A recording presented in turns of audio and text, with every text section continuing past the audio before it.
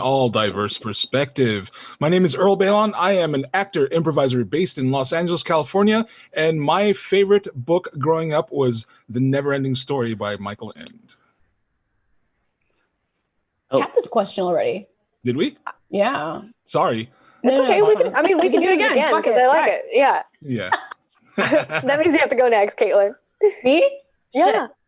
Okay. Hello, guys. My name is Caitlin Faye. I'm a director, writer, actor, and a singer. And my favorite book growing up was Ella Enchanted by Gail Carson Levine. Okay, now I remember that we've done this already.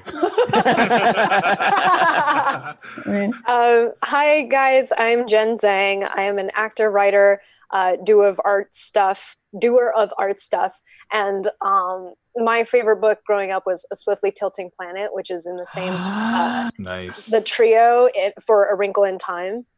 Yeah. Oh, nice. It was actually a quintet, I think. And then they added a fifth one, so it was like fifth one. Yeah, an acceptable time. No, an acceptable time. Oh, an acceptable time. Yeah, but it's not. I mean, it's not part of the original four. Meg and Charles are the three only, and those are the. Oh, true. Yeah.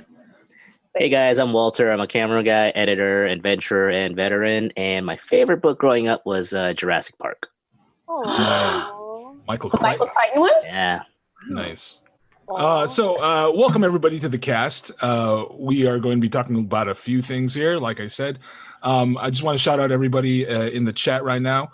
Do hit that up. Feel free to leave us questions, comments, anything you want, and we'll try to get back to you as soon as we can, really. As you can see, we are again in our remote setup. We are still social distancing. Hope everybody is doing the same out there. Flatten the curve, y'all. So we're going to be talking about Westworld this show. We're going to have a special guest, Mitch Narito. You can probably see him in his phone cam right now, but we're actually going to talk to him a little later. We'll bring him on a little later. And finally, we're going to talk about a franchise we would like to see translated into a TV or film. Just before we go into that stuff, if you would like to, again, help us out, hit us up on all the socials, on IG, on Twitter, on Facebook. And we do still have some places where you can help us with donations at the bottom of this page. So Stream Elements, and we don't have a coffee, but I lost my place in this line in outline. So I've been scrolling up and down this outline. When we don't have coffee. Yeah. Where's the outline? Okay. Anyway. Improv. I don't know what that means. Hurry, make shit up. Amazon, hit up our Amazon affiliate links down there. So anything like, follow, subscribe, bits, all that stuff helps us out, helps us keep this podcast running. So yeah, thank you in advance. So what's everybody been up to? What has everybody been up to in this past week? So Caitlin and I put together a group remote karaoke session, which is very interesting. It's very fun. Yeah. Interesting. Yeah. We pulled it off about 70% of the way, I think. Yeah. Probably as good as it can be pulled off digitally with the technology that we currently have. I was thinking when this is all over, I think there's going to be a lot more incentive for digital technology to develop better connection for video conferences, because a lot of people are recognizing the limitations of Skype and Zoom and Google sound-wise, really especially. Shout out to M4 Manok in the chat. Yeah. What up? Shout out. Hey. I totally agree with you, though. I mean, the problem with it is pretty much our actual infrastructure. A lot of our data still runs over copper wire. So as opposed to South Korea that has fiber optics everywhere. So yeah, it's well, really not just that. I think it's our infrastructure, and I've Spectrum, and then as he's my cable company, or the Southern California's cable company. Whether it's Spectrum or AT&T, DSL, they just got to step up their game and give us more bandwidth. Right. I think they throttled down a lot of the stuff, right? But even then, there's still a theoretical limit over copper cable. So, and we're reaching that pretty quickly. Dude, when do you think we're going to change over? I don't know. I mean, if you think fiber about revolution gonna come, right? when are we gonna like become fiber revolution? I mean, supposedly they Legends champions are gonna be us. No, I mean, supposedly Korea. they've been installing it. Like they've been. I see them in construction. You see them with the post saying blah blah blah. Don't dig here because fiber cables run through here. Right. But I don't know. I honestly think they're just slowly not rolling it out for some reason. Yeah. Or they want people to, like, the people who can pay it's a conspiracy. a lot for it first. Oh God! Right. It's a capitalist conspiracy. I mean, this whole like the lockdown thing has definitely brought up the fact that latency isn't like the best thing. I mean, right. connection quality in general. If you live in a building, apartment building, you're sharing the bandwidth with everyone in that building. Yeah. And it just slows down everything because everyone's home. Yeah, especially right now. All the time now. Yeah, especially like during a like peak time. Like right now is usually I can barely see you guys. Pixelated. It's peak time. Why does everybody look like this from Minecraft?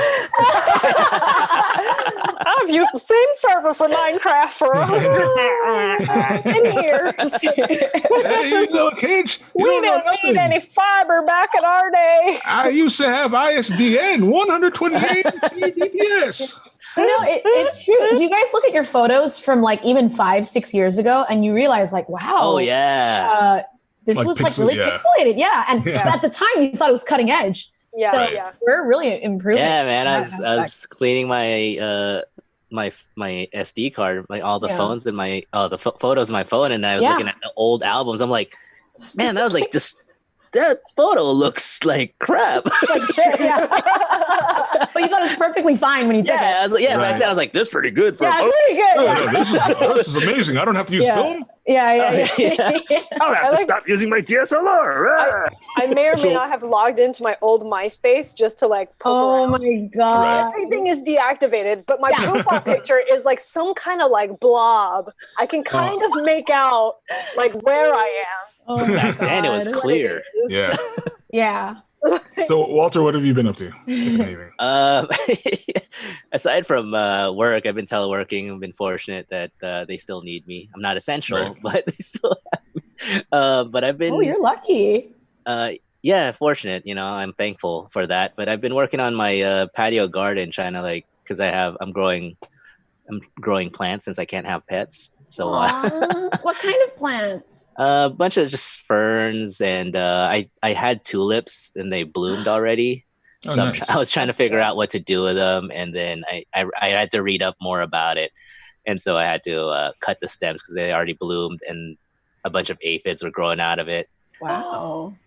Totally random stuff. Oh, but my holy basil is growing back. So my holy basil, is that basil grown in holy water? Yeah, I was gonna say it kills vampire basil. So in case the zombie apocalypse doesn't happen, but there's a vampire attack, my holy basil substitute. We need to have holy garlic for holy basil. Wow. Nah, I'm growing Thai basil and it's Hazel. Holy basil. Yeah. Holy Hazel. Hazel. Yeah. That's legit. So yeah, that's about it. What about you, Earl? What you been up to? Yeah, absolutely nothing. Stop saying that. You say that every time. You're always up to stuff. Also, Earl and Caitlin have been singing on the stream. If you haven't watched it, that's right. We're like last night was the first time, and it was rough. Oh gosh, but it was good. Aw, thanks. I liked it. We've been troubleshooting that for the past week. This is true. This is true. Yeah. Yeah. We actually, if you guys join us, you listeners out there, we might. I mean, I was enjoying that trivia bit when we were just talking. Oh about trivia. I think people enjoyed that, so we might add that as singing trivia. Singing trivia. Cool. Yeah. Oh yeah, that's nice. Ideas. What have you been up to, Jen? Oh, well, the karaoke thing with Caitlin, and then I've just been Zoom calling a lot of people. I went out and I sketched a picture finally in a long time. Yeah, that was good. I saw it was that. Really good. Oh my God. It was legit. So nice of you. But yeah, it's it was nice because I haven't done that in a long time. So And I saw that you did you guys were you're playing mahjong online with each other. That's right. Yeah, Right. I wanted to ask you, how did that work exactly? Since well, I mean, there are some paid games online, but we forwent those. We actually found like a free game. I'm going to share the link with any outsiders because it's going to be our friend group. Because it seemed like a really like old program, you know, like maybe like a flash run program that can probably only endure like up to 16 players. Honestly, that's not bad. But it was free. And very, very like antiquated interface, but we managed to play it, and it was Hong Kong rules. So it's nice. Are we doing Cards Against Humanity, or is that just a rumor? We could afterwards. Through the grapevine. Happen. We can will it into reality. Or did you? I started. I think I said this last night on the stream. I started reading the Conan. Pulp Fiction. Right, yeah, I was thinking about that. You're becoming one of us. It's good. Yeah, Conan is good. That should have been, aside from Michael Crichton, I used to read the I was going to say, I thought you were going to say really Conan. Good. Yeah. No, I'm enjoying it. It's so pulpy. It's very pulpy. I can taste the pulp. I love it. Wait, are you reading the graphic novels or the No, books? I'm reading the books. The short stories from Weird Tales. Yeah. I'm starting with the Phoenix on the Sword. Nice. Phoenix on the Sword? I think that's what it's called. Yeah. So actually, if you do the graphic novels, they're also very good for the most part. Yeah, because I mean, they have old like Batman, the animated series writers. Bruce Timm has written so a lot of good stuff. But we have to move on to our next. Speaking of good stuff. Yeah, good stuff. Our next section, we're going to be talking about Westworld episode 3. We all just watched that because it just came out yesterday. So, what did everybody think? Oh man, I'm so on board. I'm loving it. I love episode 2, 3. I don't know what you guys think. I know you guys were hating it last time, but I was all over it. I don't have as negative of feelings as Caitlin and Earl do, I don't think. I think because like after season 2, I was just kind of like signed off. And then now I'm just kind of like, pretty light show with cyberpunk stuff. That's cool. You know, like I'm here for certain ideas. Like there's ideas that I really love, which include this is where I'm going to geek out about determinism for a second, because you remember like that speech that Aaron Paul's character Caleb and Dolores finally have, right? Like they finally have this on the pier spirit thing. Yeah. That was a good scene. I really I'll give him that scene. That was a good scene. Also, one good scene. What she revealed to him was even more interesting to me, because it's like, okay, so in the future, even like mankind who has free will is like, I mean, wow, my like grammar is off the charts right now. But like mankind, which naturally has free will, is becoming more mechanized due to technology, to the point where like somebody like Caleb's character, who was born of flesh, can be just as oppressed and programmed in his life as Dolores, who was created artificially, you know? Yeah, that's the Roboam program, right? That's and and like what she's saying of just like that kind of social metric system, where the government can predetermine how many benefits they want to give you. I mean, that's kind of happening in our healthcare system already, you know, like. I mean, it's happening in a certain foreign country also. Social credit. There's a social credit system already in place, you know, where whether or not you can board the train, whether or not you get discounts on a mortgage, you know, everything people are already using that. It's also Black Mirror. This is so Black Mirror. Is this a trope? Well, yeah, there's Nosedive, but is there a trope where there's some kind of supercomputer that can start like computing, kind of like graphing the progression of where humanity is going? I swear that's like from Evangelion, right? Or in devs. Yeah. Yeah, I mean that's the case in a lot of like old Isaac Asimov, like shorts. Exactly. Yeah. So it's it's been not done to death, but it's been done many times. No, that's what I thought. But I mean, it's interesting. In Marvel, the Supreme Intelligence of the Kree basically, you know, is the same thing. Yeah, Brainiac to a certain degree. Yeah, I mean, Mastermind, right? And I think Jen thinks that. I think that was a great way to I think that's why I'm so on board with it, because it's the way you explained it. It's discussing the predetermination versus choice versus, what is our existence, our worth, do we have free will or do we not? And I think that's why I'm like really digging it.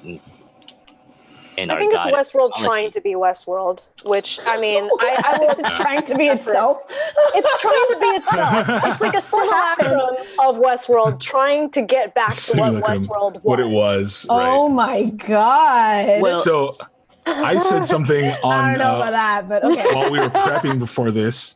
To Rodney and Jen, and I was like, because I was watching the episode while everybody else was prepping, and I was like, my recent pastime in the last couple of weeks has become predicting Westworld lines, predicting Westworld lines of dialogue. Like what? Like finishing their sentences before they finishing their sentences. I forgot one just happened like right before I said that, and it was the conversation on the pier. I forgot what the line was, but I was like, he's gonna say this, and it. Oh, she's what made you save me? Or something like that? No, was the line, why are you telling me this? It might be that one.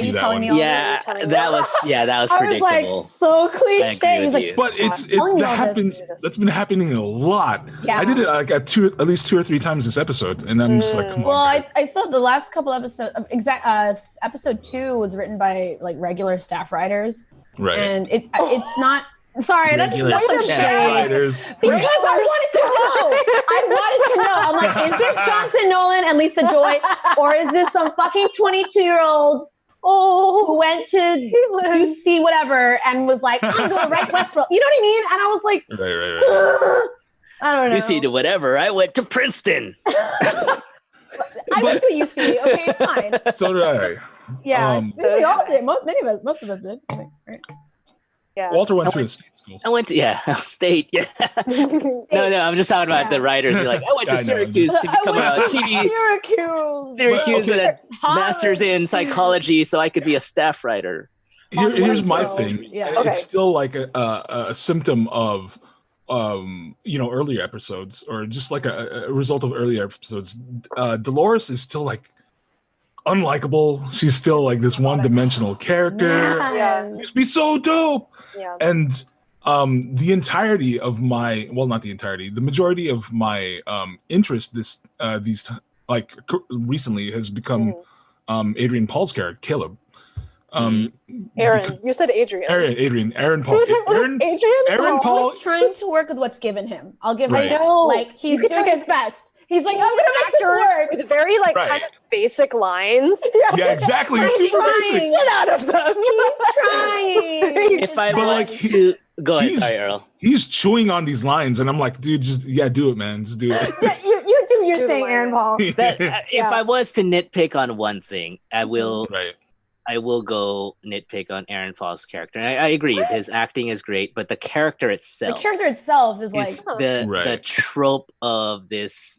What he always ex-veteran turned mercenary, turned criminal, and becomes suicidal, blah, blah, blah. Yeah. Well, I mean, besides the trope existing, like his what his struggle is like probably the most interesting thing character-wise right now. Well, honestly, he has the most character out of everybody, I feel like. Everybody else. He's the most did you human. See them trying to he's the most human. spoon feed some character development into Charlotte Hale's character this past episode. I was like, wow. I'm like, ooh, she's a cutter. She was cutting. They realized she didn't have a backstory, so they were like, oh, let's give her a reason for us to care about Charlotte Hale. And now she has a son. Yeah. Right. But she was cutting herself with her regular thumb. She didn't even have nails. That's because she's strong too. Oh my god! Yeah, she choked that guy in daylight. Yeah, I mean, her flesh is just a cover. Who do you think she is, though? Like, I think it's Teddy. No, she's Dolores. Teddy? No, she's Dolores. No. Wait, you're right. Didn't Dolores clone herself? But why? Why did she need to do that? She copied herself. Oh, she did. Yeah. I don't know if that's right. I don't. Watch the season finale. I think it might be Teddy. Watch season finale. Well, I know that, but did she clone her like her memory? Her brain, yes. So there's 2 Doloreses. Okay. So when she's talking to Dolores and they're talking to each other, she's like she's having a self conversation. This just got way worse in my head. And that's why far less interesting. And that's why she's having a hard time. Less interesting. Earl, think about like this. If they're wanted by all these other people, why did they still copy their old features? Why didn't they get new bodies? Because they didn't want to get new actors. You see what I mean? That's why I was like, what? Far less interesting than if it was somebody else. But I think also I was hoping I'm going to give it the benefit of the doubt that it's like, because this is their identity though. This is the world that the character created him. It's not about the face, like, and that's why Charlotte was saying like, why do I have to be in this body? Because he's looking at her clone and she's sitting in the body that she's supposed to be, and that's why she's having these identity issues of personality. It's kind of like, it's like a weird form of body dysmorphia where because I'm a dude playing a dude disguised as another dude. This is some fucking RDJ, like RDJ stuff in Tropic Thunder. Yeah. I don't know. Yeah. But what did you guys think about the whole the discovered video? Can I just comment how fucking it was amazing to see Russell Wong? I was gonna say too. Russell Wong. I was like, what is that, Russell Wong? Yeah, Russell Wong. Wait, when? That's a win Back right there. to Joy Luck Club. He was the guy that went up to Charlotte Hale in her office, going like, "Hey, what are we gonna do?" Yeah. Oh yeah, I found your video. I found this video. Right. Check it out. Wait, was this at the very end of No, he's that other suit guy. Yeah. The Asian guy. He's like her second. slightly Asian looking dude. Yeah. Dude, Russell Wong. Awesome series. He's great. Old school. He was in this great show called Vanishing Sun. Vanishing Sun, bro. That UPN and what I forgot who the Club? channel was. He was in Joy Luck. He was a watermelon guy. The watermelon guy. That's what I was thinking. I'm like, he must be the watermelon guy. But he was awesome in Vanishing Sun. It's a series that it was canceled before it. It's because it was like a shitty, Vanishing Sun. KTLA, like wasn't it a KTLA it was series? like it was before CW was CW. Oh, okay. It was like fucking that Vanishing Sun and the Lorenzo Lamas show, Renegade. What? But if you guys can find Vanishing Sun, it was awesome. They're the ultimate of like 90s pulp. Yeah, but it threw the writers. We should talk about that sometime in the future, because the writers would talk about Asian American. They would throw in a little piece of Asian American history in there too. Right. Before it was cool. Before we had as much of a voice as we do have now. But they're like one of the foundations of Asian Americans in entertainment. So I love that show. Yeah, it's a great show. I haven't seen it. It's not even streaming anywhere, so I don't know. You have to get it on DVD, I guess. Yeah, I'm sure it's So what do you guys think? Sorry, I got a tangent. But what do you guys think about the video itself with the kid? The video, the song, and tucking the kid in? Almost couldn't believe like somebody like Charlotte would start singing "You Are My Sunshine" while there's people being killed in the background. That's her park, you know. But I mean, I get it. I mean, I like the setup of like an android who's impersonating her, who's struggling against herself, learns it and tries to mimic her. Like I appreciated Tessa Thompson's character. Like when she hugs the child and finds out about the child for the first time, like that was interesting. Awkward thing. Yeah. But she like is slightly robotic, and it's like, okay, cool. That's I want my old mommy back. Acting sandwich. The child knows. I almost feel like the video itself was also robotic. So I'm like, okay, there's not that much of it. It's because they didn't know what to do. They were just like, let's give her a backstory. Rewind. Well, it's not a. Oh, sorry. A little slapdash together. Honestly, it was slapdash. Yeah. It feels like let's throw all these tropes into a blender, see what comes out. But I don't know. Sorry, I'm feeling such a Another thing that pissed me off, I think this is in the last episode though. So but you and I, Earl, we just saw that today, right? So it's all blending in my head. Yeah. So like I feel like everyone's an android now. Like Ashley Stubbs is a host. Yeah. Mm-hmm. What? Why? I feel like that takes away from the impact of the humans being humans. Yeah. The hosts being hosts. And then Bernard was both, that's what made it special. And now go ahead. what made me so disturbed was like this past episode when like Dolores goes like, and here's a script of that time where you had to think. I was like, please no, he's not an android. He's not an android. He's not an android. He's not. Yeah. and then luckily he wasn't, because I was like, then there's no point. You can just reset everything. For a hot second, I was like, no. If Aaron Paul ends up being an android, I'm throwing this series away forever. Yeah, absolutely. I'm throwing it away. I agree. Wait, but Lee Sizemore is an android. He needs to be a human. Yeah, I mean, I think I think they were just, I don't know, but I think Aaron Paul will be human. He's like he's gonna be the opposite character that's gonna be Dolores will be playing off of. He's her conscience or whatever. Yeah, since they're gonna be paired together now. Right. We'll see. What do you think Dolores' endgame is, though? I think it's gonna change because of Caleb.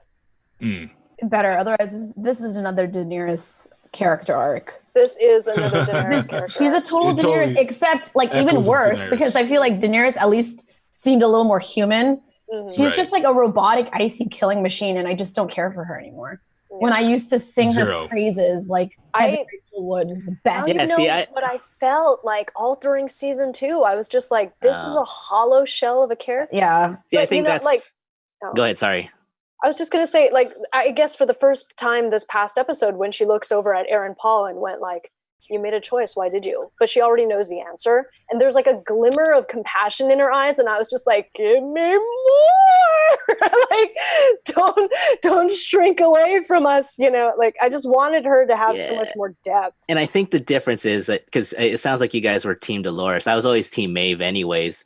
So like, to me, Dolores was... Yeah, I was always team Maeve, but Dolores was like... You know, I don't think I really cared good. that much about Dolores. I was like, she is the villain. She's like, she's a killing machine. That's how I never saw her as the villain. But she wasn't in the first season. She was a new character in the first season. You kind of see the world through her eyes. Yeah, in the first season, I really wasn't invested in anyone. I was like, oh, they're all just kind of... Whoa, interesting. Okay. Wow, you're looking at all the wrong things. That's a very, very different take. Yeah. And I mean... Pew pew. You can still have a villain and still make them interesting. Just because they're villain doesn't mean they have to be one note. Okay. I mean, that's the problem with a lot of the MCU villains, right? They're all very like monster. Well, bad is bad. Yeah, bad is that's bad. It. And good is good. That's just not. It's not interesting. It's not. Although, what's his name? The Rock. No. Oh no, it's not going back tomorrow. The Zemo character in Civil War. I thought he was a good character. Zemo was interesting. He had an idea there. Guts Heat in the chat says only synth lives matter now. I guess only synth lives matter now. Yeah. My hope rests upon if Dolores exposes the system. What she was telling Aaron Paul about revolution gives me somewhat of a hope that she's not just like here for genocide, but she's here to expose the system that thinks it can control others, which is she wants a more admirable ambition to me. She wants to break the wheel is what she wants. That's why in this case the sphere. In this case, the sphere. Yeah, she wants to break the sphere. Everybody leave the Game of Thrones world writing department and go to the Westworld writing department. Literally fucking D&D up in that Westworld show. writing department. Please. I do think that Dolores originally probably wants to break the whole system, break the wheel. But I'm gonna go on a. The eye rolls are hard. My guess is it's gonna change. Like I'll agree with Jen that it's probably gonna change. And I think my guess is that she's gonna change it to trying to help give humans free will. Right. I don't know if she's gonna do that, but we'll see. I hope that she does because I want to see her regain her humanity. I think she wants humans to be humans, like humans to become human, to have choice, to have free will, instead of like being manipulated and controlled by this machine.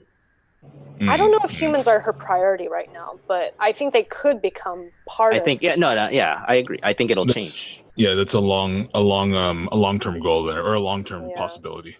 Hopefully, it's Aaron Paul's character will bring her to that. The linchpin for that. Mm-hmm. Yeah. Perhaps.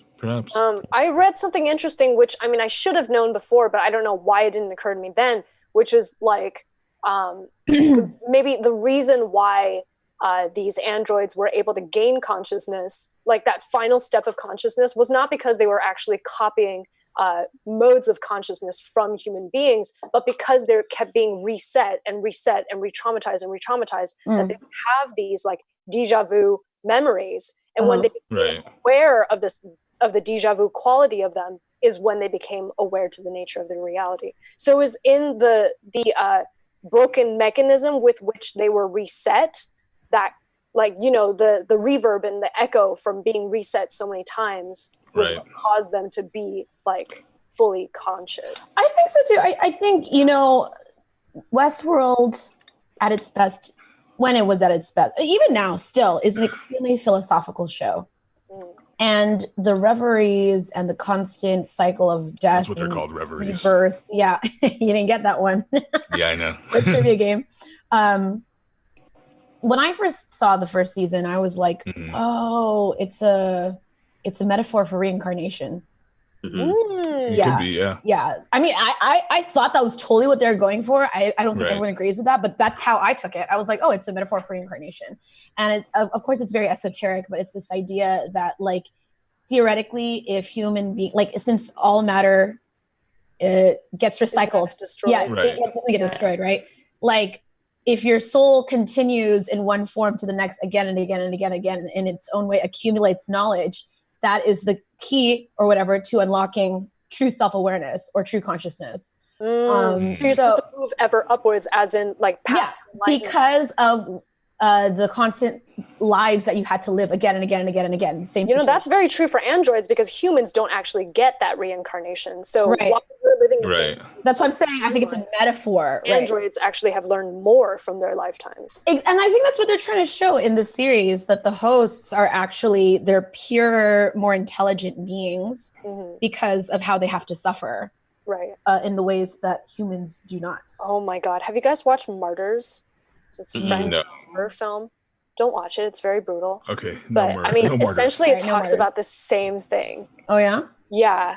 Reincarnation. About like also suffering, achieving enlightenment, and how many times you have to live or be close to death in order to really understand. Well, I mean, even in real life, even now, like, how many of us deal with the same shit over and over and over, and we know we should correct it, but we don't do it anyway? Oh, Lord. Really, well, you know what I mean? Like, girl. Again, you know? Well, speaking of being close to death, my love for this show is close to death. I've already signed off. I don't know how much more I have left, and I think if it doesn't pick up in the next episode for me, I'm just like, this is done. It's like wiki reviews. Yeah, we're gonna do the Cliff Notes version. That's so strange. Anyway. That's what I felt about season 2, but now I'm like, nothing left to lose, you guys. It's just like I'm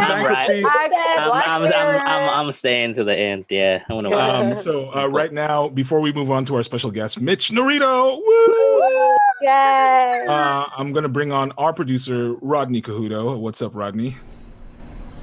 Hey guys. Rodney. What up, Rodney? Hey, so let me just adjust my volume here a little bit. Hey, hey guys. Normally, I just wanted to kind of talk to our audience a little bit. Normally, I'm behind the camera, you just only hear me in audio. But I've been wanting to talk to the audience and our fans for ever since all this stuff had been going down. And I just wanted to sort of like just kind of give you guys an understanding of a little bit about what we're going through as a podcast and what we're going through as individuals. And just sort of, I hope you bear with us for just, like 2 minutes. But as you know, everything with going on, I mean, the world has changed in a very, very short time. And every single one of us has been deeply, deeply affected by it. We're all healthy. We're all doing good. We're all doing the quarantine. But we all, like for myself, I lost my job. And all my other streams of income have dried up because of Corona and the shutdown. And it's affected Jen. She, her play got really affected. Earl as well, and his entertainment lives, right? We're all forced to basically be home, right? So as you can imagine, things are, and so, you know, when we started this, when I thought about starting this, I always thought like, hey, this could be a really great community for us to basically come and geek out together and build something that could be not just a place for people we can get together and have fun and talk about and geek out about stuff and feel like we're a part of a tribe, but then also to make this a sustainable business and to make this a sustainable thing where we can actually, you know, make a little bit of money, not anything crazy money, but just something that would be sustainable that we can do. And so, you know, when this all went down, we were trying to figure out, like, I mean, individually, we're all trying to figure out what to do, all the things we were trying to do. And so we're just trying to think about, you know, just trying to figure out... anyways, I'm ignoring your message. Yeah, so what we were trying to do, and what I wanted to do is come on and say, is that we're here. We're going to continue being here, but right now we could use your support. The more support we can get, and the support can be in any way you could see fit, either through donations to the channel, subscribing to the channel, either also going into you know, our socials, supporting our socials, or sharing it and telling people about what we're doing. One of the great things that we're going to do in the future is we're going to stream every day in some way or form. And so we want to be here for you. We want to try to keep everybody, keep people entertained in some fashion, form, have a place for community, to build community. But yeah, if you can, you know, please support us in any way you can. You know, we have Amazon affiliate links, we have a donation button, and also we, you know, just supporting us and spreading the word of mouth, sharing us on socials goes a long way. And but thank you guys. And without further ado, you know, I'm going to throw it back to Earl, and he can introduce our guests for this evening. All right. Well, thank you guys. Thank you guys for all the support that you guys have shown us. And we're here. We're here. Gabriel, thank you for the sub. Thanks, Rodney. Awesome. Thank you so much, Gabriel. Thanks, Rodney. So we're gonna move on with the show, and without further ado, I'm gonna bring on our special guest, Mr. Mitch Narito. Yeah, you might know him as Donkey Doug in The Good Place, and as Luigi here on Pangeekery. What's up, Mitch? Hey guys, what's going on? Doing all right, man. What's up? Thank you for being here. Aw, you look so cute. He's the He's the stage. You do, bro. Come here, brother. So It's a me.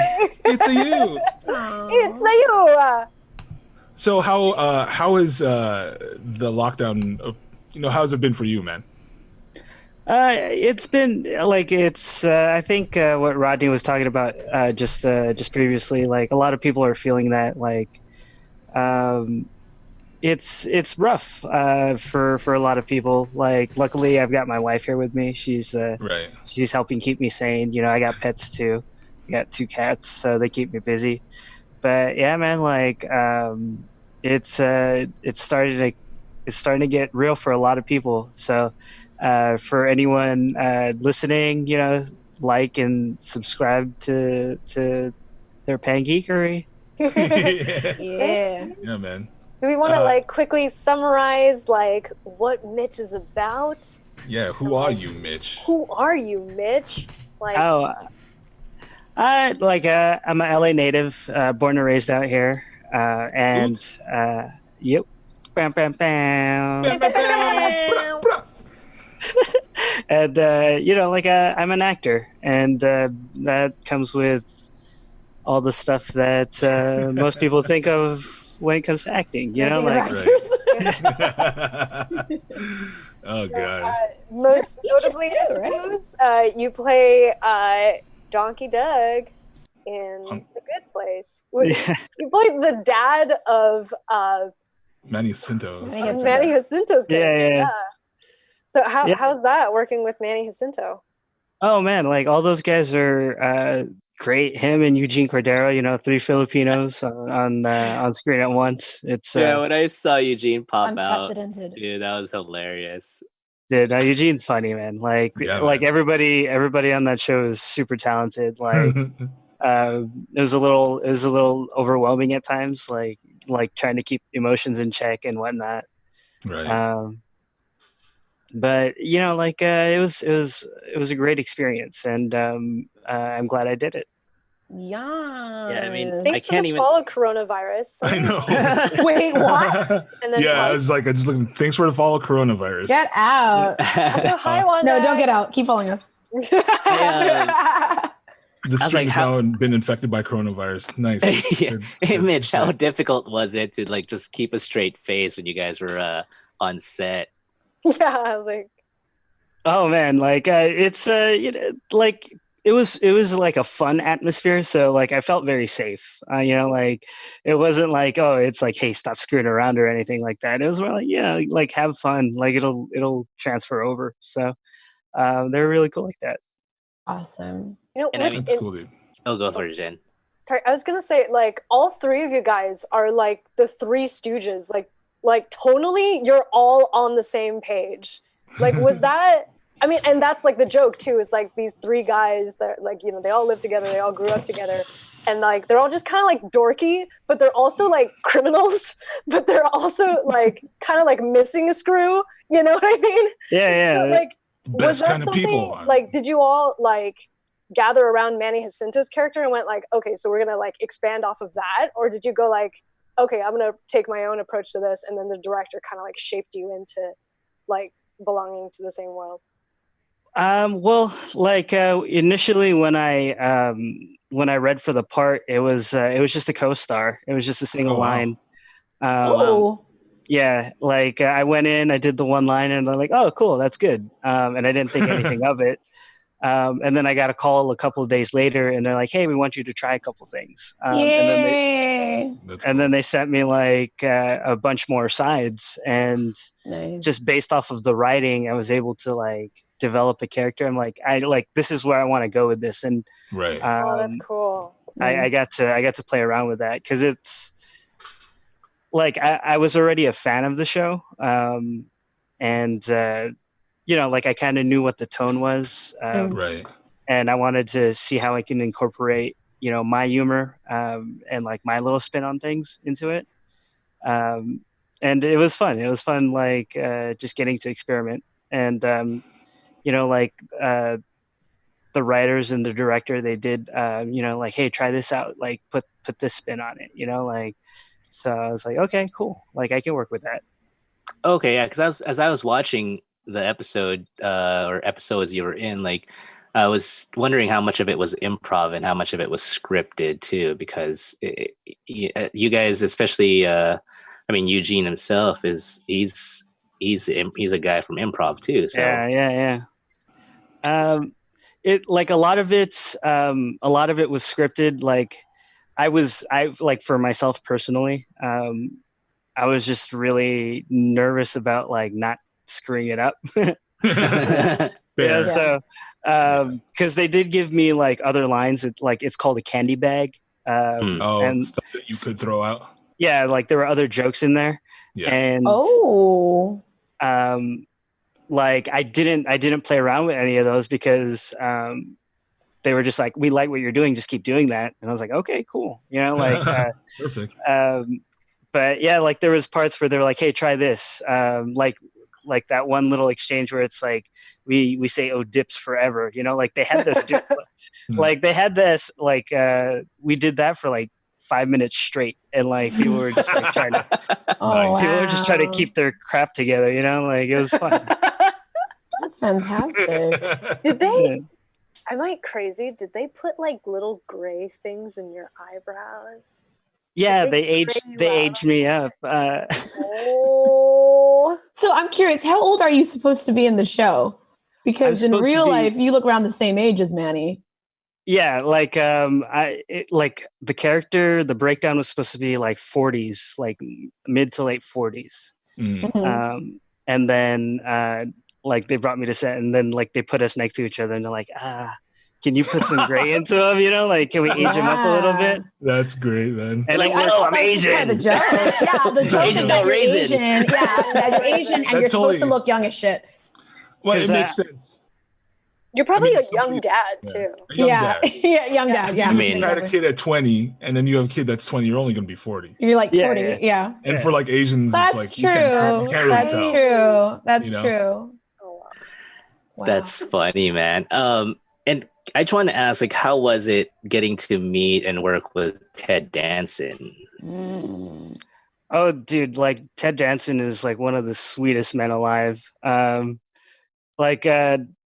There's a story I like to tell. When we did the table read for the episode, the one where they revealed Donkey Doug, they actually called me in, and I got to meet a lot of the cast. Oh, cool. Because I didn't think anything of it. I'm like, oh, they're gonna send their readers or whoever, you know, like they're gonna send like their proxies, and it was everybody. Like it was like Ted was there, you know, like Kristen was there, William Jackson Harper, Jamila, like the whole, like Manny, like the whole shebang. They were there, plus the writers and Mike Schur was there. Wow. And so like I got into the room and I was like, holy crap, you know, like this is such a it's such a surreal feeling, you know, and like after the read, Danson came up to me and he was like, you're an effing funny guy, you know, like that's great. Oh my god.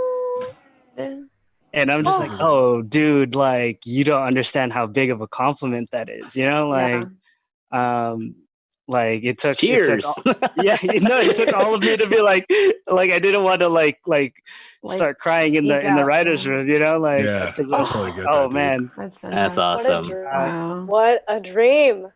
But yeah, I feel warm after hearing that. Like, I feel warm. I'm warm. Sorry, my cat is trying to eat my food. Mitch, what's up? I do want to talk about like you specifically, man. So what? Sorry about that. What is like your geek? I know you're dressed like Luigi right now. Like, what are your geek franchises? Oh man, like, see, like, I don't want to sound like the geek hipster and be like, oh, I've been a geek since before it was but cool. Please you know? do. But please do. No, man, like, I grew up just jumping from thing to thing, you know, like I started off with Marvel Comics. Nice. I remember like my first comics were, do you guys remember Fedco? Do you guys know what Fedco is? Dude. It's like Costco before Costco was even Costco. Oh, I remember Fedco. Or Price Club. It was Fedco, yeah. Yeah. I remember actually. So I remember like they used to have packs of like comic books, and it'd be like, you know, like 15 for like whatever amount, you know, like. Oh wow! So and my parents would just be like, whatever, it's reading material, you know. So, he's reading. Yeah, so like you know, like there was like and there were like the B-list Marvel comics, like nice. Avengers. Moon Knight, Avengers West Coast, Darkhawk. Dude, you know, Darkhawk. Yeah. Sorry, really quick. World of Wonder in the chat says I got a boner from your Good Place story. Oh, nice. But it was warm, a really emotional boner. A very warming, yes, heartwarming. Boner warming. I have. I hope you have someone to help you with that in this kind of quarantine. But sorry, Darkhawk, Moon Knight, Avengers and then and then like around the same time, like I was playing like tons of video games already, you know. So like I grew up with like, you know, like NES and stuff like that. So I you know, like I would play like the original like Mario and Duck Hunt and stuff like that. Oh, wow. Duck Hunt. For people, Luigi your favorite? Which one? Is Luigi your favorite? He's clearly. He's one of them. Like I love him. Yoshi's another one. Like so you have a thing for green. Like I guess so, but it's just like it's the ones because everyone was like, oh, you know, I like Mario. I'm like, yeah, but he's the obvious choice, you know. Like yeah. For people that don't know, where'd you grow up, Mitch? I grew up in Los Angeles. Eagle Rock. Eagle Rock. Oh, what? Okay. Yeah. Eagle Rock. I think he literally said that when he picked up the bed. Earl, why are you trying to make me look bad? I'm saying- I was like, oh, he didn't pick up the bed with me. So, Fun fact is like Right. a few months ago, this young man here, Donkey Doug, showed up at my doorstep one morning to pick up a mattress. And my roommate at the time, Vicky, who is obsessed with The Good Place, I got her into it, by the way. She was like tripping balls, and she was like texting her boyfriend, and she was like asking for a selfie with Donkey Dog. She's like, Donkey Dog's at my house, and Earl was there too, incidentally. Yeah, it was great. Oh, I hope your mom's enjoying that mattress. Oh yeah. It's like the piece, the bed frame is like what we were trying to get. Like it's it saved a lot of mattress. Yeah. I just put two and two together. What? No, it's just she I had just like realized what you're talking about. I was like, what The mattress? Yeah, the mattress we're trying to get rid of. Yeah, That's right. Yeah. Oh my god. yeah. Yeah. No, but it's like she needed like a storage solution, and like that was perfect. So like thank you for that. Fantastic. Appreciate it. no worries. can I just say how cool it is to actually like it's kind of this ongoing joke in LA to like find locals who are in the industry. Oh, we're like unicorns. Yeah, exactly. So it's good to see a LA native. fellow local. Yeah. There's 5 of us locals here. Actually, that are yeah. in We're the local, industry. aren't we? We're all We're local. all locals. Except me, I'm Bay Area. Except you, yeah. Oh, that's right. Oh, But working on weird. so California. But when I used to work on set, I would rarely meet Locals. a person who was from LA. It would be It's like true. a lot of people from the East Coast, Midwest, and whatnot, just that moved here for acting or film. That is. You would So, think there'd be more people. Can I share like a little interesting thing? Hell yeah, Yeah. you can. So when I was working on the Good Place set, right? Like there was a couple Filipinos on the crew, right? Nice. And I got to talking to them because like, oh, you're Filipino, but like out of like I don't know, there was maybe like 2 or 3, and I think like 2 of them were from they were adopted by white families. Whoa. Oh. Yeah, Oh my god. and they're from the Midwest. So I was like, yeah, being Filipino, and they're like, yeah, I'm Filipino, but I grew up. Oh no, nothing. Yeah, it was like, oh, that's so interesting, like that's You're so. right. No, yeah, that happened to me. I was in where was I? You were Wisconsin. adopted by white people? No, I'm sorry. I ran into a Filipino who was adopted by. No, actually, no. It's Oh wait, I think I What? do too. From Wisconsin. you were adopted by. True story. I've had supportive white parents. All right. White, yeah. Wait a second. Hold on. Yeah, by Not the the way, Anderson Too many household. parallel storylines. Right, continue your story. Anyway, so like we stopped in this random bar in Wisconsin, and then this dude who's the bartender just like decides that, like, I think he was a manager for the bar, and he was like, "Hey, you Filipino?" I'm like, "Yeah." And he's like, "I'm Filipino." I'm like, "What? No way, dude." Because he was half, but Right. but he looked more white than Filipino. But I was like, "No." And he's like, "Yeah."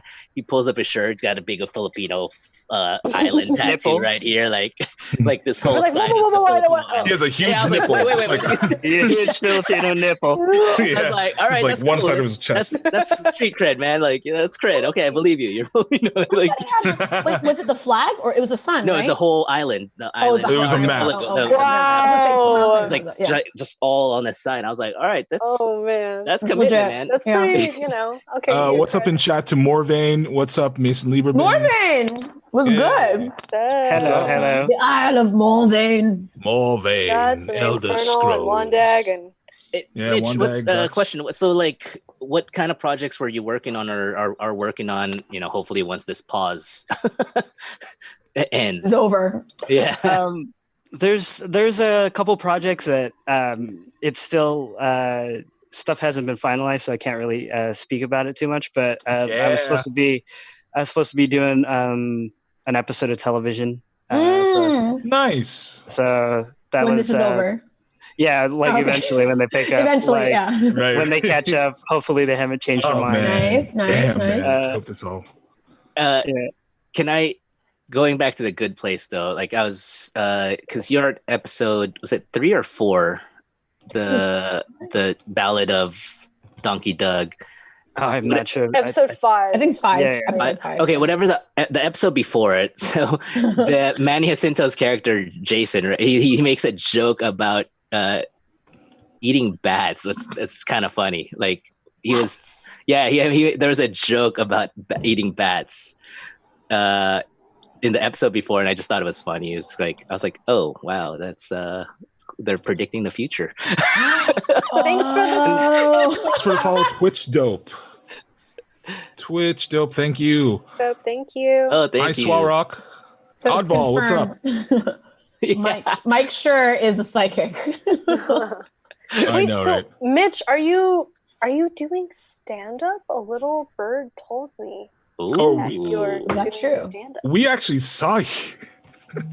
Dude, you saw me super drunk. Wait, when was this? We were at Brew Yard. Right? Yes. When? So It was one of Arnold's shows. Oh, the one I missed. Yeah. Wait, I missed all of them. Oh. You sound so proud of that. I knew that. Okay. You know the one I missed. Oh wait, I missed. Wait, I missed all of them. Wait, admittedly, it's not like you had a shit ton. Don't know why that could have happened. No. So you did. So Mitch, you did stand up. Okay. no, like I've done stand up, just exploring all aspects of comedy, and I like it, but when I was trying to do it, I wasn't like as financially. Oh, well, I'm still not financially stable, but I was I was less financially stable than I am now.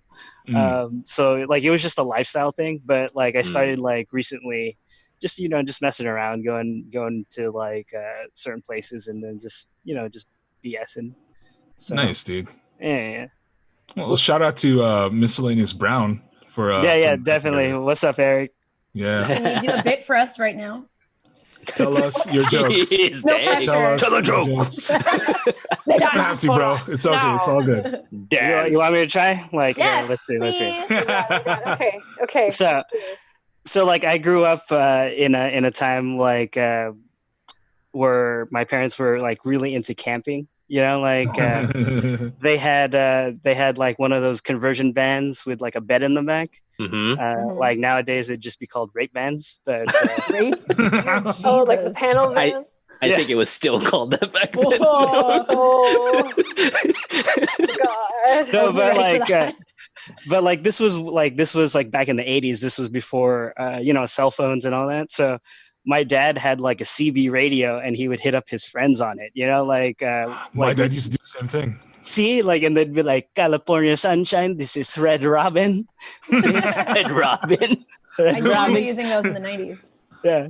Come in, please. Over. Oh, yes. We're going down the 5. We're going to stop at McDonald's, and we're going to get some coffee. Over. So, it'd be like that. Yeah. And then, how do we not know each other growing up? I don't know. Where'd you grow up? Long you're from. Beach, though. Yeah. So, I grew up northeast. You're from northeast. Yeah. Back then, that was far. Yeah, it was. Yeah. You have a car. That was my parents too. God. Biak kopya bajan. It was all in Tagalog and shit. Dude, my parents, oh man. Why was it Red Ribbon and Red Robin, not Red Ribbon? I don't know. I don't know. Why do no? I just realized, they use the names because some other people on walkie-talkies might be able to pick it up, so you need a code name to different. Yeah, that was just hey Pete, Yeah. Repeat, But it's funny because they had really they were really in really inventive names. I can't even remember. My dad's parung bukid. It means butterfly in the field. It was weird. Yeah. Wow. I mean, let's be honest. If your dad grew up in today's, he'd still probably do that. That's his handle. That's his screen name. That's his IG name. I know. Oh my God, butterfly in the field. Our parents, were doing screen names before screens even existed. That was just that was their social media back then. Mitch, would you like to join us in the next section? By the way, we're going to be talking about geeky resources, or actually. Things we would like to turn into a TV movie or TV or show or movie. Oh yeah, definitely, for sure. Cool. So, Thanks. well, thank you for talking to us about like who you are and what you do, Mitch. But we are going to move. We're going to shift into our next section, which is we're going to talk about a franchise. Each one of us, hopefully, has a franchise that we would like to turn into a TV show or movie. Yes. Yeah, I don't know who wants to go first. You know what I'm saying? Caitlin wants to go. I do. Caitlin wants to go. Okay. Did you come up with something?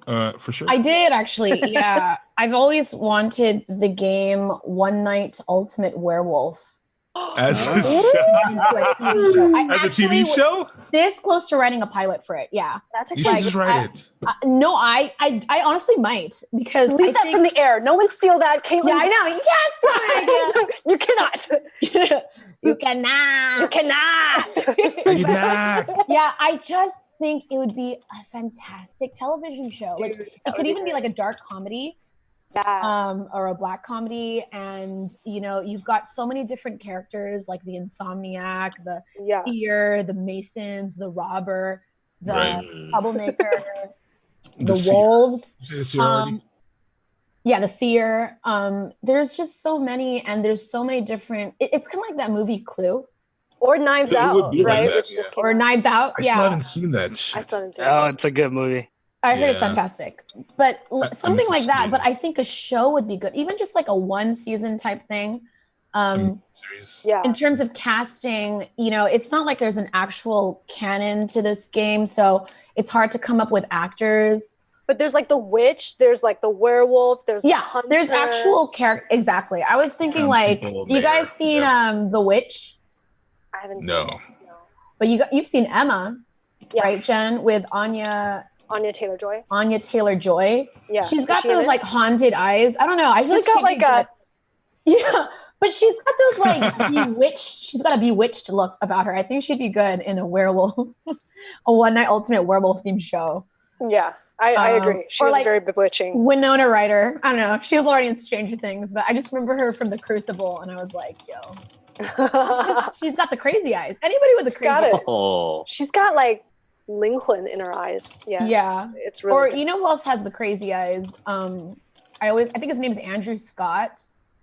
The priest from Fleabag. Andrew Scott, yeah. Because like when you see him as Moriarty in he's like unhinged. He's got like the Sherlock. crazy eyes. He he's so Sarek good. in Picard, Star Trek Picard, that guy? Who? Wait, no, different. Andrew Scott? Different guy. Okay. No, he shows Andrew up Scott is the briefly guy in who plays 1917. Yeah, he's in a lot of stuff.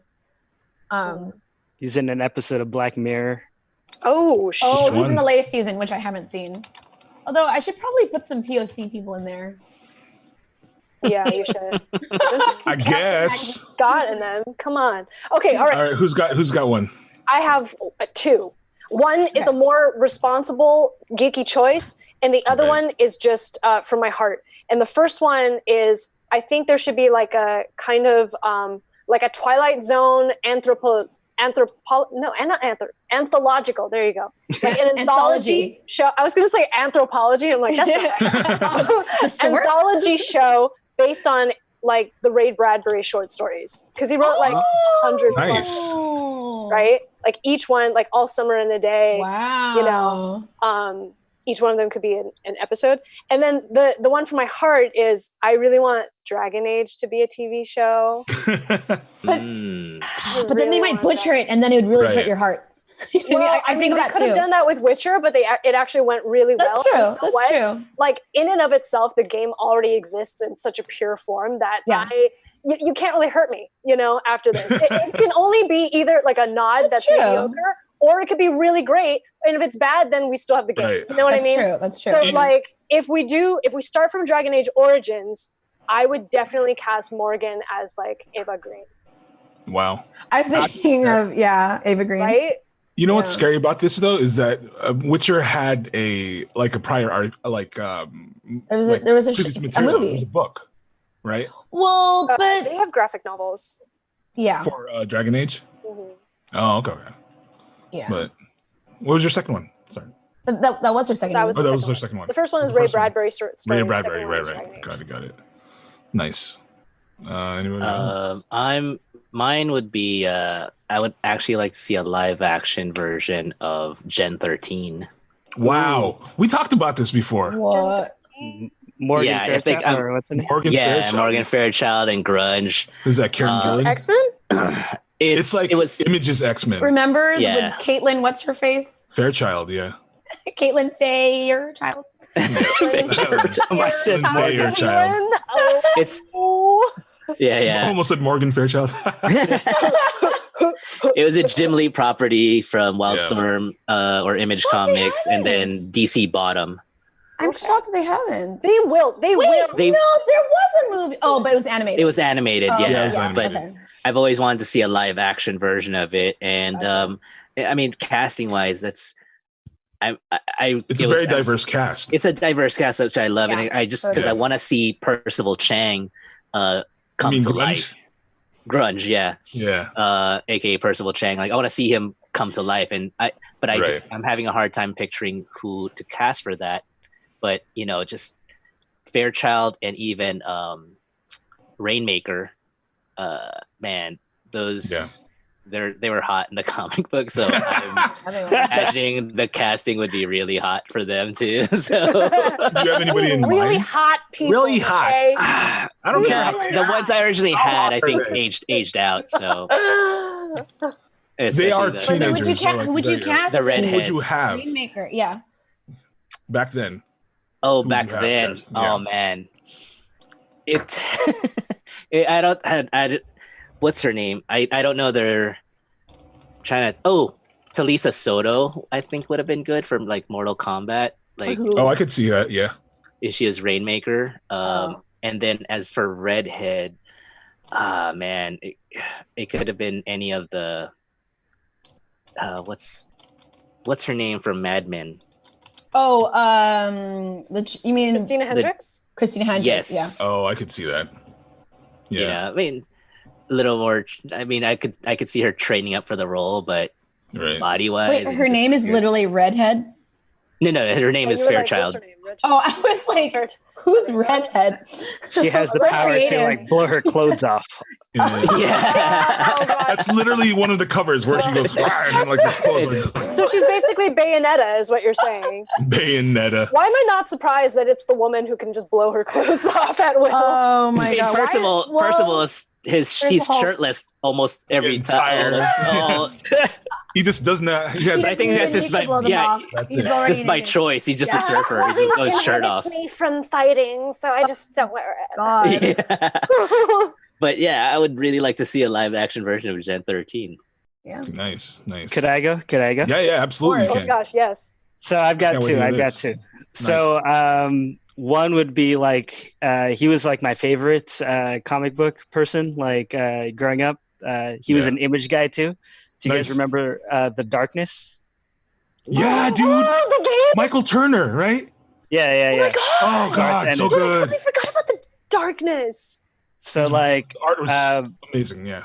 Yeah, he was so for people that don't know, like he's like an anti-hero. Like in the comic books, he's like he's an like Italian version of. Sorry, I'm gonna shut up. Go ahead. No, it's like he's like an Italian hitman, right? And he gets this power to create beings from the darkness, and like he can create weapons, monsters, whatever. Because he kind of sold his soul to the devil, right? Yeah. Like he was like his powers manifested, and then like pretty much like he starts using his powers to help him be a hitman, and like he ends up fighting like angels and stuff like that. Like it's pretty dark. It's like it'd be like a, I don't know, like a comic book version of Sopranos, maybe like a little more violent. I think that would be cool. I always wanted to see that live action, just because like he's part of like the Witchblade world too, like which all those guys. Because they're all kind of like symbiote kind of like based characters. So like there's like one of my favorite comic memories from like comic books. It's a really dark one too, but like the Darkness's name is Jackie Estacado, and he goes to like an informant like Sword, and he's like like, what did you tell? Like, what did you tell to like the FBI? Like, how'd you rat me out?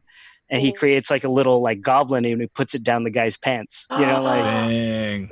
and then he's like, if you're lying to me, like, I'll know. And like he just keeps it there, and then like later on he finds out that he was lying to him, and then he's like the goblin does its work. So it's like nice. Yeah. It's almost like Venom meets like a darker version of The Witcher, but also The Sopranos. Yeah. Yeah. So I want to see that. And then the second one, did you guys ever play like Fatal Frame? Yes. Oh yeah. Oh my god. The photograph game? Yes. Yeah. That is so scary. Like I think that would be a really good show because like I remember that would keep me I'm up. surprised they haven't made that one actually. It's so good. Like in Japan too, right? I'm surprised they haven't made it because it's nothing. Yeah. Wait, so for those who aren't familiar with Fatal Frame, it started off as a video game, right? There was no other material before that. It's Japanese, right? Yeah. And then like you basically are only armed with a camera, like the Fellowship. Yeah. And then you like look around, and the only way you can see ghosts is through your camera, which I think is actually really smart. And the only way to exorcise them is to take a picture of them. Right. So there's like just that right amount of like horror. Japanese. You don't know where they are. You kind of have a feeling, but then by the time you see them in your frame, it like is like, brah. It's like Pokemon Snap and Resident Evil put together. Totally. Yeah. Do you know who you would cast for either of these? Oh man, see, and that's the thing. Like for either of those, like you don't have to stick to any of the source material. Like I think the lore is so good in each of those. Like you can create opportunities for people of color, obviously. So like Morvan in the chat says, "Let's call Keanu and call it a day." Keanu, John Wick, he's gonna be in everything. The dark. Yeah. Dude, he'd be good. That'd be good. As Darkness, I just thought of something. Like, what if what if Fatal Frame got turned into like a VR film? Right? Oh my God! Can you imagine? Because then scary. Yeah, because you have like the interaction, but you have to like look towards it. Right. Oh my God. The jump scares would be out of this world. Cherries. Top. Yeah. Nice. That would be the best. How about you, Earl? Well, 3 guesses as to what my franchise is. Dragon. A lot of Lance. Dragonlance. Yeah. See, they already know Dragonlance. There hasn't been a Dragonlance show or movie. There was so a long time ago. They tried to make an animated. They did make an animated version of the first book. Okay. Is this in the 70s or 80s or? No. This was like I think it was in the mid 90s. Oh, okay. But it was not good. And they got like a lot of star power in it. Kiefer Sutherland was in it. I forgot who else offhand, but there's never been a proper adaptation of it. And I was actually talking about this with some of my other D&D friends, and they were saying, maybe the time is right. Just because Game of Thrones was such a big thing, and there's a lot of other kind of period / like fantasy stuff right now. Maybe it's a little inundated. Maybe we have too much, but I don't know. I still think it would do well. At least enough for like a first movie, maybe not like. You want it to be a movie. You don't want it to be a show. I think I would be fine with a movie. I don't like a trilogy. Dude, trilogy, fuck shows. Yeah. Fuck shows. Just let it be a 4-hour-long movies. I'm done with shows, honestly. 4-hour-long movies.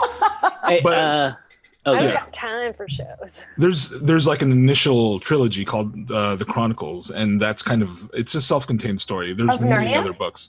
No, of Dragonlance. So it's like an I thought this was your second one. Okay. Oh no. I thought you were just making a facetious joke. Narnia.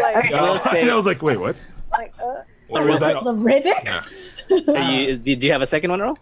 No, that's it. Oh, I thought I heard there was more. Oh, okay. I just want to say there was a Japanese-made movie of Fatal Frame live action. Oh, okay. There was. It came out in 2014. Okay. Called Gekicho Ban Zero. Okay, nice. So I wanted to add a few, if I could. Right. Okay. Saga. The comic. Yeah, that'd be great. But Brian K. Vaughan doesn't want. He purposely made the characters so outlandish so that it could not be adapted into a live action version. So I don't know if he'd ever give over the TV rights. show. Probably could. I don't know if he'd give the rights away for it. And then my other one, probably really long. They try to do it, but Dragon Riders of Pern. Oh, that'd be good. Oh, Pern. Yeah. Anne McCaffrey. Yeah, Anne McCaffrey novels, Yeah. Dragon Rise of Pern. I think that would be not a really long. You can use it. I mean, There's a lot of books too. but like depending on where they focus, yeah. And I think the third one, me and Earl and Jonathan keep talking about. I wish they could do another World of Warcraft. And just, God damn it! I wish the 2011 one wasn't good, right? I mean, it was alright. It was alright. They just focused on the wrong story. They told the story that nobody cared about. Yeah. If they had, the fan base was like, whatever. If they had focused on the Wrath of the Lich King sort of or storyline, or even before 3. that. Yeah, it would have been so much better. I think from a story standpoint, and it would have drawn more people in. I really think. That's when it really gets interesting, because even then, like because they were making the story from the first 2 games, and it's it almost felt as if the story back then was kind of an afterthought. I mean, and it was only kind of available in the instruction manual. So I don't know. Yeah, I really wish they had done Warcraft 3. Yeah, Reign of Chaos and Frozen Throne. That's correct, Manok in the chat. That's Jedi. Oh, hi, Jedi. Yeah. Morvain. I'm too committed to Warlore. I'll watch whatever they make. I get that. I was going to say, I have loved the Artemis Fowl books as a kid. Right. I had this movie obsession with like... They're making them, right? Yeah, it's coming out. It's directed by Kenneth Branagh, and it's coming out next Interesting. Yeah. Oh, no!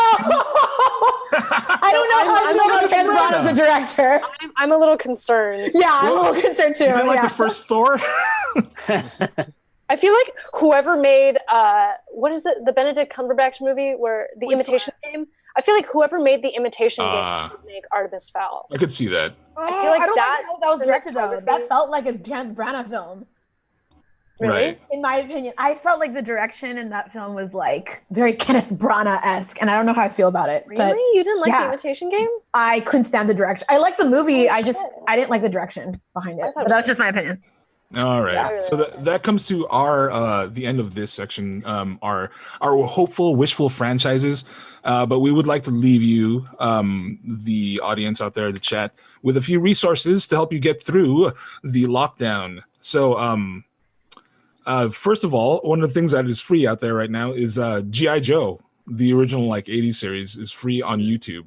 So you can just check that out. If you are so hankering for some Cobra la la la la la la action, you could go watch that. BSG.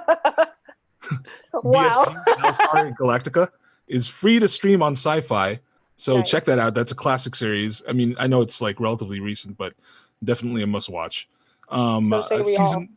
Season 1 of Picard is free to all on CBS All Access. If you haven't watched it yet, I mean, I think it's definitely worth the watch. Maybe we could do a roundup of what we think of the season as a whole sometime soon. But it definitely hits the right notes of nostalgia. So yeah, a lot of fun. And with that, we reached the end of our episode. Yay!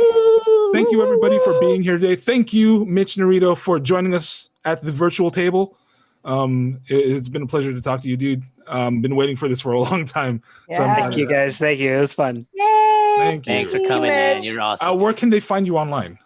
You can find me on Instagram and Twitter, Mitch Narito, one word. And yeah, keep you updated on that stuff.